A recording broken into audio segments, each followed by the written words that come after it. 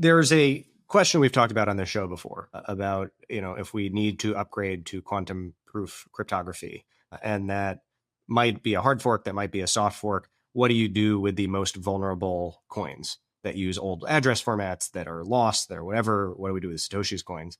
And broadly speaking, you can either burn them in one way or another by invalidating them, by saying your coins are only valid if you move over to the new fork, by recycling them into block rewards, by what I think is the worst of all options of moving them to a multi-sig for a new Bitcoin Foundation high table, or you let them sit there and get hacked, including maybe by the Chinese Communist Party, and that has its own set of concerns.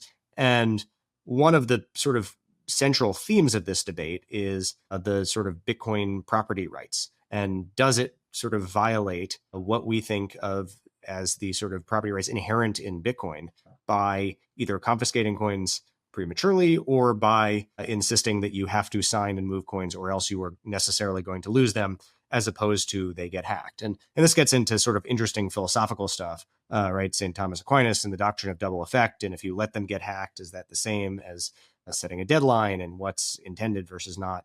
But I think the fact that there are apparently people out there that have not moved coins in well over a decade, and that if we made people move over to a new fork, they would be forced to sign and maybe dox themselves. I think that just is an interesting input into that conversation.